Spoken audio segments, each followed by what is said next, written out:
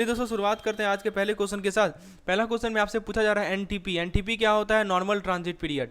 तो normal transit period का मतलब क्या होता है? ऑप्शन ए कह रहा है कि जो पीरियड लगता है गुड्स को अपने डेस्टिनेशन तक पहुंचने में। ऑप्शन बी कह रहा है कि शिपमेंट से अनलोडिंग तक का जो पीरियड रहता है plus the transit in the C.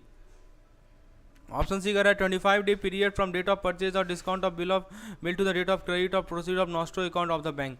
Last option normal transit period comprises of the average period normally involve from the date of negotiation purchase discount till the receipt of the bill abroad. दोस्तों बताइए NTP का सही full form क्या है? What is the correct full form of NT what is the correct meaning of NTP? सही जवाब है दोस्तों इसका ऑप्शन नंबर डी। मैं समझाता हूँ। एनटीपी दोस्तों क्या होता है? एक एवरेज पीरियड होता है। यह है ये दोस्तों, ये एक एवरेज पीरियड है, राइट। एवरेज पीरियड जिसमें दोस्तों आप नेगोशिएट करते हैं, which in which you do negotiation, you purchase, you discount, right, जब तक बिल का रिसीट प्रोसीड ना हो जाए। और दोस्तों इसे कंफ्यूज नहीं करना है कितना टाइम समय लगता है गुड्स एट द डेस्टिनेशन, ये गलत है, राइट। तो एनटीपी के थ्रू आप क्या करते हैं? एनटीपी का यूज क्या करते हैं? तो एनटीपी का यूज करते हैं आप इंटरेस्ट निकालने में। To calculate the interest you use the NTP, right. Interest कौन से किस पे इंटरेस्ट? एक्सपोर्ट बिल पे interest, interest on export bill. Example लेके समझते हैं दोस्तों। जैसे मान लीजिए कोई बिल है, right, suppose there is a bill और उसको ड्रॉ किया गया 60 डेज के लिए, that has been drawn from 60 days. तो इंटरेस्ट कैसे निकालेंगे? तो इंटरेस्ट निकालने के लिए आपको क्या करना पड़ेगा? ये 60 में से इंटरेस्ट निकालने का पीरियड देखना है, तो 60 में से 25 ऐड कर लीजिए तो 85 डेज हो। तो ये इंपॉर्टेंट है नोट करना है कि एनटीपी जो अलग अलग कंट्री दूसरे कंट्री में वेरी करता है। तो एनटीपी को कैसे आप इंटरेस्ट ऑन एक्सपोर्ट बिल निकाल सकते हैं उसका मैंने आपको तरीका बताया है। So suppose the bill amount is $1,00,000 and usance period is 60 days, normal transit period is 25 days. So in that case the interest is relatively 5%, ठीक है। तो इंटरेस्ट निकाल सकते हैं आप। तो friends this is all about normal transit period. Now let's see the next question. अगले question में पूछा जा रहा है कि जो फोर्टनाइटली डेटा होता है फॉरेक्स ऑपरेशन का, ये आरबीआई को कौन से फॉर्म के माध्यम से सबमिट किया जाता है? ऑप्शन ए है आर रिटर्न, ऑप्शन बी है बैल स्टेटमेंट, ऑप्शन सी है स्टैट 5, ऑप्शन डी है स्टैट 8। दोस्तों देखिए आर रिटर्न एक फोर्टनाइटली स्टेटमेंट है, जो कि सही जवाब है इसका आर रिटर्न, ठीक है। तो ये आर रिटर्न एक फोर्टनाइटली स्टेटमेंट है जो कि ऑथराइज डीलर सबमिट करते हैं रिजर्व बैंक ऑफ इंडिया को, रिपोर्ट करते हैं उस दिन का फॉरेन एक्सचेंज ट्रांजेक्शन। तो दोस्तों आर रिटर्न के अंदर डेटा होता है, किन किन चीज़ों का डेटा होता है मैं आपको बताता हूँ। सबसे पहले डेटा होता है foreign currency asset and foreign currency liabilities. दूसरा डेटा होता है दोस्तों फॉरेन एक्सचेंज ट्रांजेक्शन।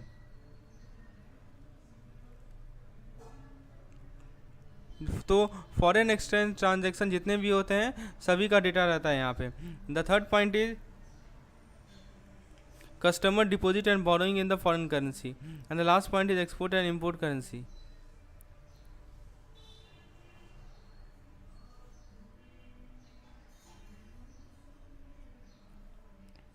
सो friends R return RBI use करती है ताकि फॉरेन एक्सचेंज मार्केट को मॉनिटर कर सके और फॉरेन एक्सचेंज पॉलिसी को फॉर्मुलेट कर सके। अब बाकी जरा ऑप्शंस को देख लेते हैं। Let's see the other option. So this is the way we should study. हमें सभी ऑप्शन को देखना है। देखिए बैल स्टेटमेंट की बात करें तो ये भी एक क्या है? मंथली स्टेटमेंट है, राइट। और एडी किसे सबमिट करते हैं? एडी सबमिट करते हैं आरबीआई को अपने बैलेंस शीट के बारे में और अपने प्रॉफिट एंड लॉस अकाउंट के बारे में बताते हैं। ये बैल स्टेटमेंट होता है। फिर दोस्तों स्टैट 5 की यदि हम बात करें तो stat 5 is also a monthly statement. AD submit करते हैं आरबीआई को एंड ताकि आरबीआई जो है ताकि रिपोर्ट कर सके क्रेडिट एंड डिपॉजिट डेटा को। तो इसका सही जवाब है reporting credit and debit data.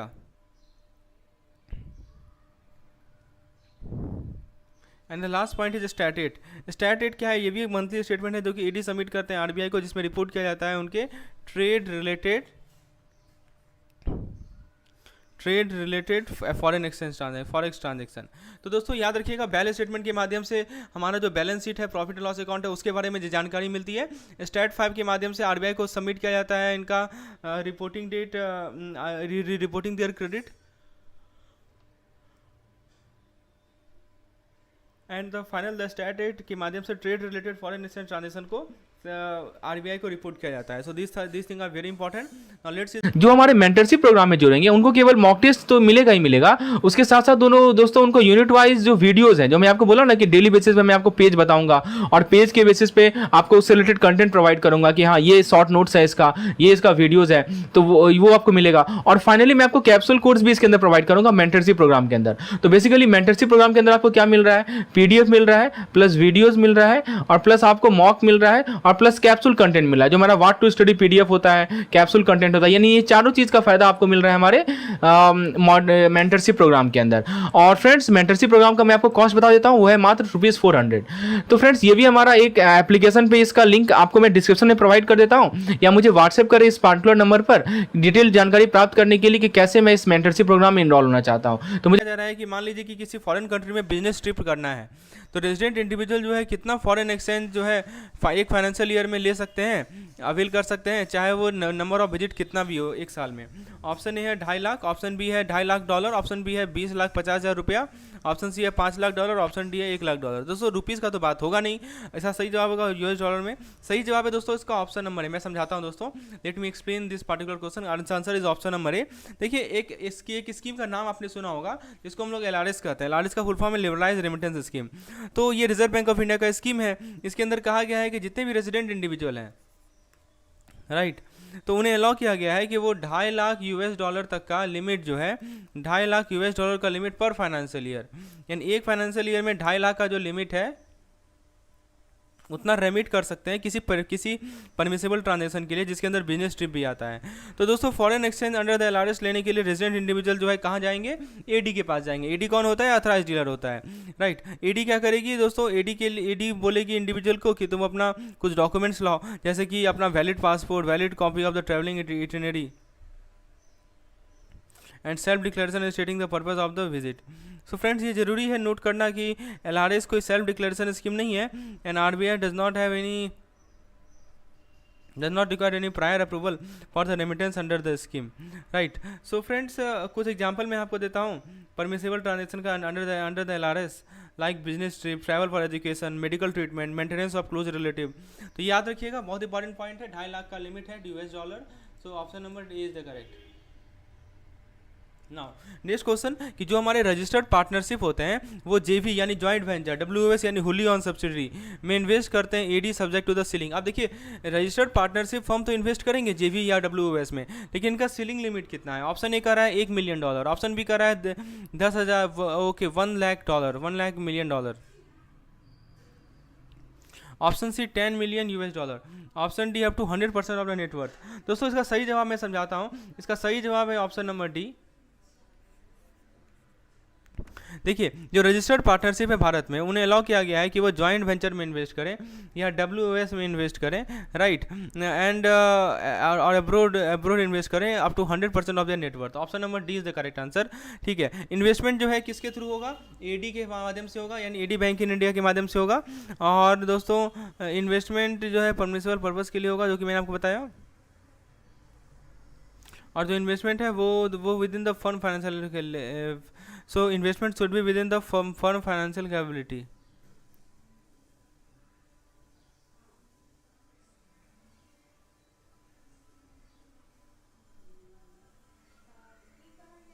And the final, firm के पास वैलिड पासपोर्ट और वीज़ा होना चाहिए कंट्री के लिए जहाँ पे इन्वेस्टमेंट किया जा रहा है। तो जेबी या डब्ल्यूएस में इन्वेस्टमेंट के लिए दोस्तों जो रजिस्टर्ड पार्टनरशिप है वो एक एप्लीकेशन, सबसे पहले क्या करेंगे, ये एप्लीकेशन सबमिट करेंगे। किनके पास एप्लीकेशन सबमिट करेंगे, एडी बैंक के पास, ठीक है।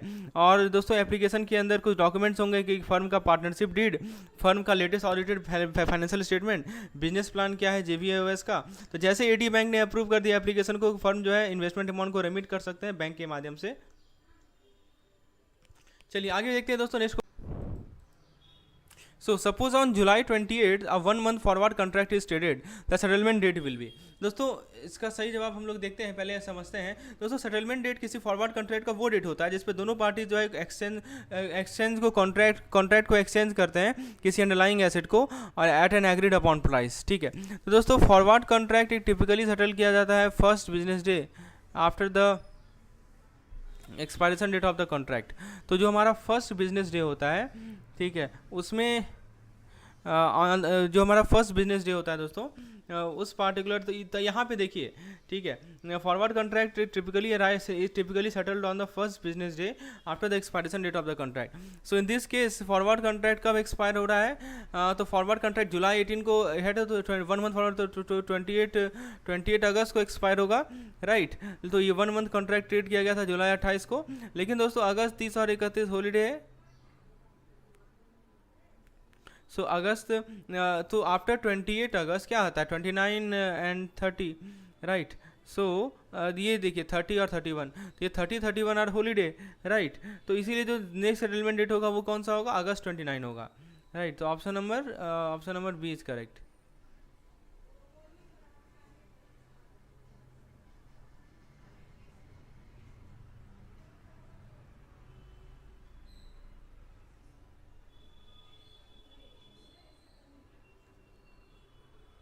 So what is the correct answer to this particular question? Option number B is the correct answer. Now let's see the next question that we have. आइए दोस्तों next question को देखते हैं। Next question में आपसे पूछा जा रहा है, फ्रेंड्स नेक्स्ट क्वेश्चन पे आगे बढ़ने से पहले so let me introduce you to our CIB comprehensive course. So दोस्तों यदि आपको फुल्ली फ्लेज स्टडी मटेरियल की रिक्वायरमेंट है जिसके अंदर सारा का सारा कंटेंट एक जगह आपको मिले, चाहे वो PDF video mock test daily quizzes के फॉर्म में हो, तो हमारे कॉम्प्रिहेंसिव कोर्स का आप हिस्सा बन सकते हैं। सो this is the easiest, this is the must have course for CIB examination. It include unit wise theory PDF and MCQ PDF। Almost दोस्तों प्रत्येक मैगजीन बुक के पेजेस से 5 से 10 क्वेश्चन बनाए गए हैं, यानी कुल मिलाकर पूरे BFA में 3000 प्लस MCQs अवेलेबल है, उसके क्वेश्चन बैंक अवेलेबल है। हमारे पास दोस्तों वीडियोस अवेलेबल है सभी चैप्टर का, इसमें एक्सप्लेनेटरी वीडियो है and we are trying to convert it into numerical also, and also we have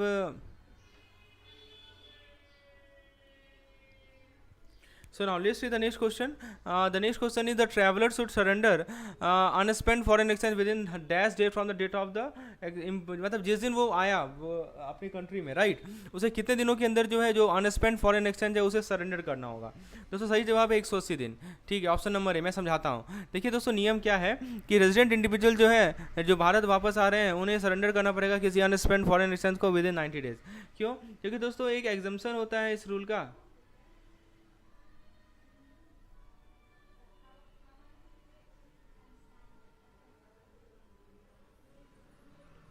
so friends resident individual जो भारत वापस आ रहे हैं वो उन्हें सरेंडर करना पड़ेगा कोई भी अनस्पेंट फॉरेन एक्सचेंज 180 दिन के अंतर्गत। और दोस्तों इस रूल का एग्जाम्पशन है यदि मान लीजिए कि $20 2000 तक का है, ठीक है, तो उस केस में दोस्तों रिटेन कर सकते हैं फ्यूचर यूज के लिए या up to domestic resident account, ठीक है। दोस्तों अनस्पेंट फॉरेन एक्सचेंज को सबमिट करने के लिए आपको AD के पास जाना पड़ेगा, और AD बैंक जो है AD bank will require the individual to provide certain documents valid investor part 1। तो दोस्तों कुछ रीजंस है कि RBI को रेजिडेंट इंडिविजुअल को सरेंडर करना पड़ता है अनस्पेंट फॉरेन। पहला है कि होर्डिंग को प्रिवेंट कर सकें, दूसरा है कि इंश्योर कर सकें कि फॉरेन करेंसी को लेजिटिमेट पर्पज से यूज किया जा रहा है, और तीसरा है दोस्तों कि मेंटेन करना stability of the Indian system. Now let's see the next question.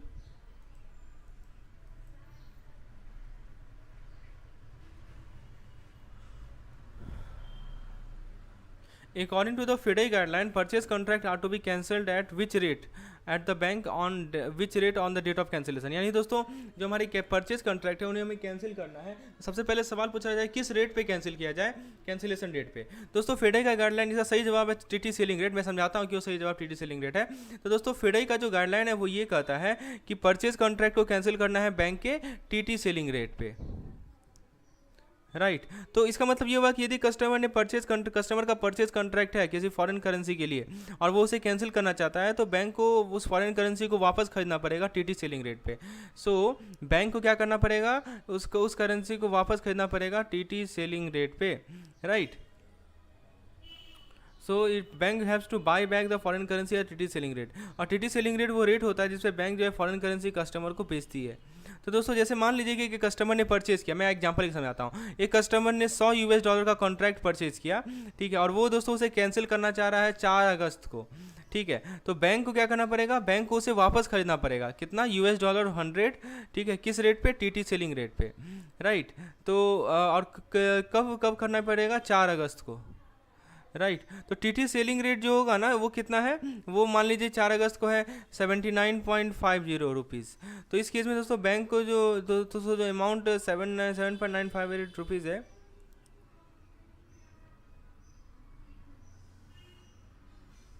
So please remember this point, very important. Okay, तो दोस्तों क्यों कस्टमर कैंसिल करना चाहता है परचेज कॉन्ट्रैक्ट को, ये भी जान लीजिए। कस्टमर ने मान लीजिए कि अपना माइंड बदल लिया किसी चीज़, किसी फॉरेन करेंसी को खरीदने का।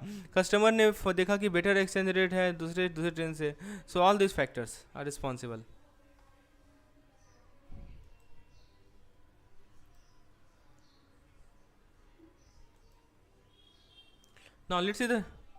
Now let's see the next question that we have.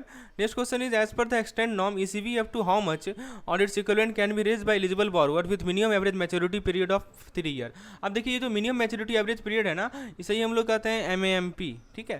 तो दोस्तों देखिए जो हमारा एक्सटेंड नॉर्म है रिजर्व बैंक ऑफ इंडिया का, right, Reserve Bank of India का जो हमारा एक्सटेंड नॉर्म है उसके accordingly ECB up to $2.5 lakh.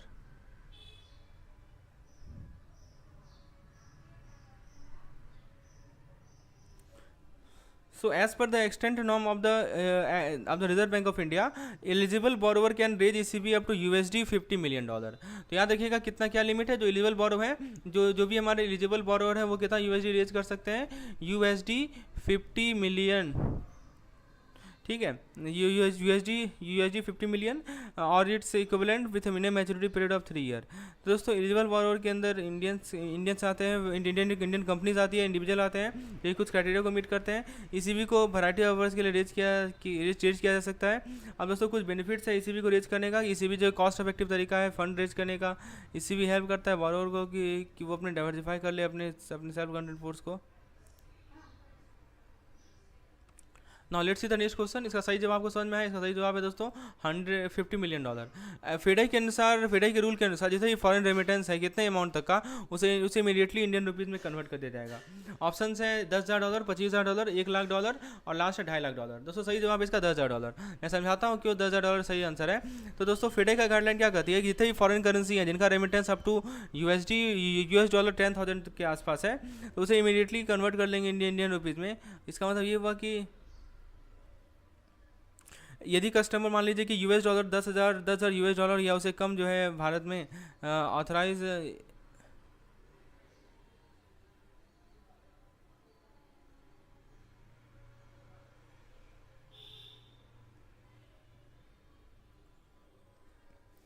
So as per the federal rule, तो दोस्तों जितनी फॉरेन करेंसी रेमिटेंस है 10,000 US डॉलर का, उसको इमीडिएटली आप कन्वर्ट कर सकते हैं इंडियन रुपीज़ में। इसका मतलब मान लीजिए कस्टमर ने 10,000 US डॉलर को रेमिट किया या उससे कम रेमिट किया भारत में, तो ऑथराइज डीलर बैंक जो है कन्वर्ट कर लेंगे फॉरेन करेंसी को इंडियन रुपीज़ में बिना किसी डिले का। लेकिन दोस्तों इस रूल का एक एक्सेप्शन है रेजिडेंट इंडिविजुअल के लिए, जो कि रेमिट कर रहे हैं फॉरेन करेंसी भारत में अपने यूज़ के लिए।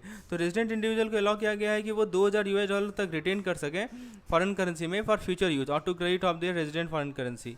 तो दोस्तों फेडाई का रूल में क्या किया गया है कि जितने भी फॉरेन करेंसी रेमिटेंस है up to amount of US dollar 10,000 उसको इमीडिएटली कन्वर्ट करना है कैश में इंडियन रुपीज़ में, ठीक है। तो जैसे मान लीजिए कि रेमिटेंस मिला किसी NRI से, किसी रेजिडेंट को रेमिटेंस मिला किसी फॉरेन कंपनी को टू किसी इंडियन सब्सिडरी।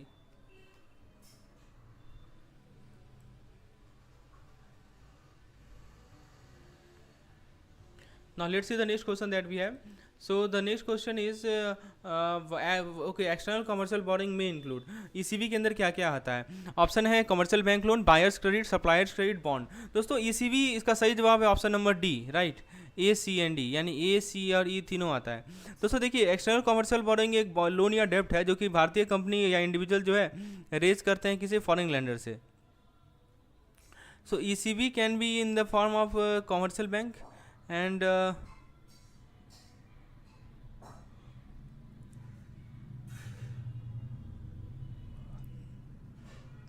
सो ECB फ्रेंड्स, जैसे मैं आपको कुछ एग्जांपल देता हूँ ECB का। Let me give you some example of external commercial borrowing. जैसे मान लीजिए कि एक लोन है किसी फॉरेन बैंक से, फॉरेन बैंक से क्या लिया हमने, लोन लिया, राइट, किसी इंडियन कंपनी को, ये है हमारा इंडियन कंपनी और इसने फॉरेन बैंक से लोन लिया, ठीक है, अपने कैपिटल को एक्सपेंडिचर को फाइनेंस करने का। सो this is example of ECB। जैसे बायर्स क्रेडिट है किसी फॉरेन सप्लायर से इंडियन इंपोर्टर को, ताकि वो अपने इंपोर्ट को बढ़ा सके। So please remember this point, these are very important.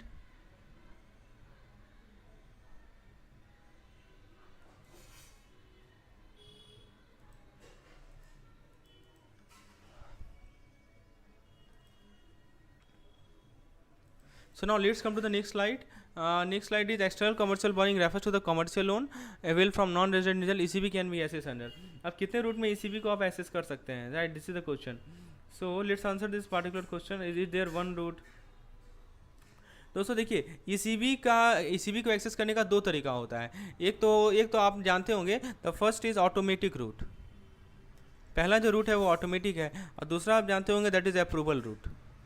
तो दोस्तों ऑटोमेटिक रूट में क्या होता है कि जो एलिजिबल बोरोवर है वो उनका वो SCB से रेज कर सकते हैं up to certain amount, certain limit, without price approve by the Reserve Bank of India. And the final is approval route. Approval route क्या होता है? अंडर द गवर्नमेंट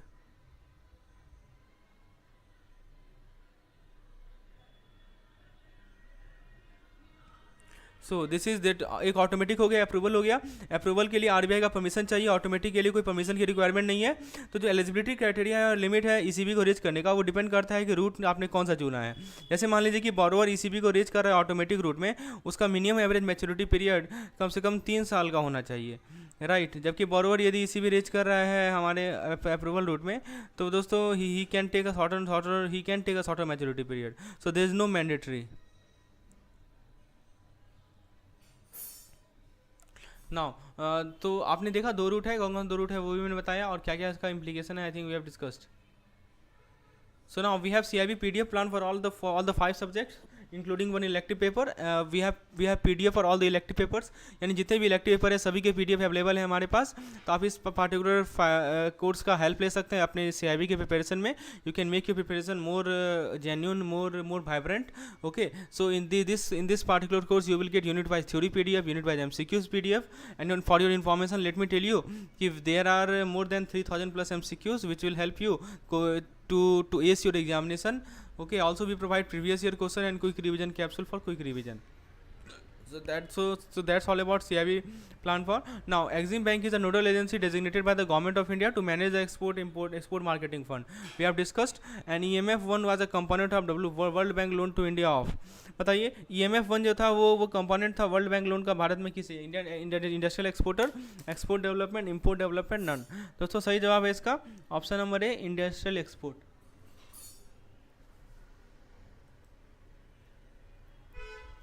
ADR को क्रिएट करने का एक तरीका है. ये एक अरेंजमेंट होता है जो कि कंपनी इनिशिएट नहीं करती, लेकिन सेटअप किया जाता है एक या एक से ज़्यादा US ब्रोकर के द्वारा. जब ये ऑब्जर्व किया जाता है कि बहुत सारे अमेरिकन इन्वेस्टर जो हैं share of non US company में इंटरेस्टेड हैं. Limited ADR, unlimited ADR, sponsored ADR और एंड फाइनल आर ब्लाइजवार ADR.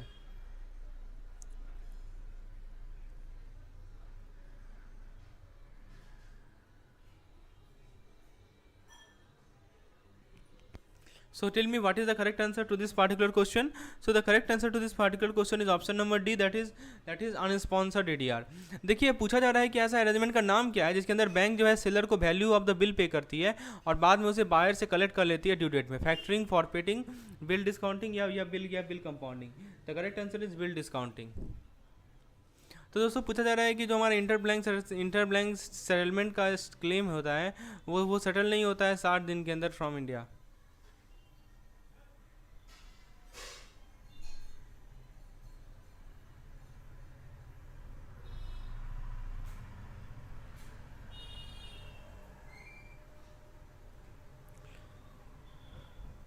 तो यदि कि कोई इंटर बैंक सेटलमेंट का क्लेम नहीं सेटल होता है 60 दिन के अंतर्गत, तो वो मैटर किसे रेफर किया जाएगा? RBI को रेफर किया जाएगा, गवर्नमेंट ऑफ इंडिया रेफर किया जाएगा, BIS रेफर किया जाएगा या FIDE को रेफर किया जाएगा? दोस्तों सही जवाब है इसका ऑप्शन नंबर डी, FIDE को रेफर किया जाएगा. पूछा जा रहा है कि जो फेमा रेगुलेशन का अमेंडमेंट है वो RBI के द्वारा कम्युनिकेट किया जाता है किस फॉर्म में? बताइए फेमा रेगुलेशन का अमेंडमेंट जो है RBI के द्वारा कम्युनिकेट किया जाता है. ऑप्शन है ADMA circular, ADGP circular, ADDIR series circular, option D public notice. Option number C is the correct answer, ADDIR series circular. We have already discuss this particular question in our previous lecture. So friends we have CIB mock test for you. दोस्तों यदि आप daily quizzes देना चाहते हैं, चाहे आपका AVM हो, BFM हो, AVFM हो या BRBL हो या कोई इलेक्टिव पेपर हो, तो हमारे CIB मॉक टेस्ट प्रोग्राम का आप हेल्प ले सकते हैं। There are more than 60 daily, दोस्तों 60 डेली क्विजेज है हमारे सेक्शन में, और प्रत्येक में 15 क्वेश्चन है। So almost you are practicing 1000 question at one go. 1000 question तो आप क्विज की तरह प्रैक्टिस करेंगे, राइट। और ये बहुत जरूरी है, सभी क्वेश्चन को हर एक पेज से लिया गया है मैकमिलन बुक से। So this is the plan you must have. So friends this is our app JIB and CIB made simple, and this is how it look, interface how it look. You can download our app from Google Play Store. Okay, and if you have any query related to CIB, feel free to WhatsApp me on this particular